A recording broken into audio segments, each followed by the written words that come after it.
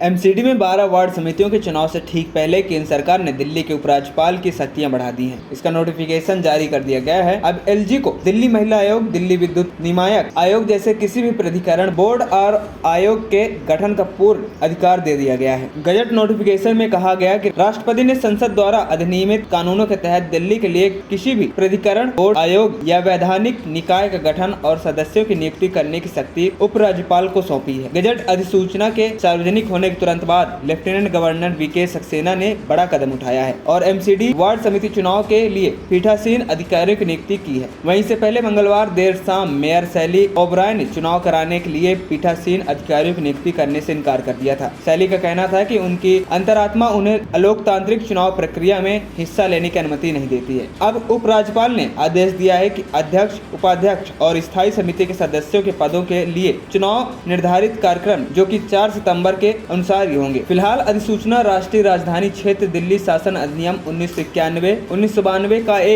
की धारा 45D के साथ संविधान के अनुच्छेद 239 के खंड 1 के तहत जारी की गई है। अधिसूचना में कहा गया कि राष्ट्रपति निर्देश देती है कि राष्ट्रीय राजधानी क्षेत्र दिल्ली के उपराज्यपाल राष्ट्रपति के नियंत्रण के अधीन रहते हुए तथा अगले आदेश तक उक्त अधिनियम की धारा 45D के खंड का के अधीन राष्ट्रपति की शक्तियों का प्रयोग किसी भी प्राधिकरण, बोर्ड, आयोग या किसी वैधानिक निकाय के गठन के लिए करेंगे, चाहे उसे किसी भी नाम से जाना जाता हो, या ऐसे प्राधिकरण, बोर्ड, आयोग या किसी वैधानिक निकाय में किसी सरकारी अधिकारी का या पदेन सदस्य की नियुक्ति के लिए करेंगे। संविधान का अनुच्छेद 239 केंद्र शासित प्रदेशों के प्रशासन से संबंधित है। इसमें कहा गया है कि संसद द्वारा, कानून द्वारा अन्यथा प्रदान किए गए को छोड़कर प्रत्येक केंद्र शासित प्रदेश को राष्ट्रपति द्वारा उस सीमा तक प्रकाशित किया जाएगा जहां तक उचित समझे, एक प्रशासक के माध्यम से जिसे वह निर्दिष्ट पदनाम के साथ नियुक्त करेगा। अनुच्छेद 239 कहता है कि पार्ट 6 में निहित किसी भी बात के बावजूद राष्ट्रपति किसी राज्य के राज्यपाल को निकटवर्ती केंद्र शासित प्रदेश के प्रशासक के रूप में नियुक्त कर सकता है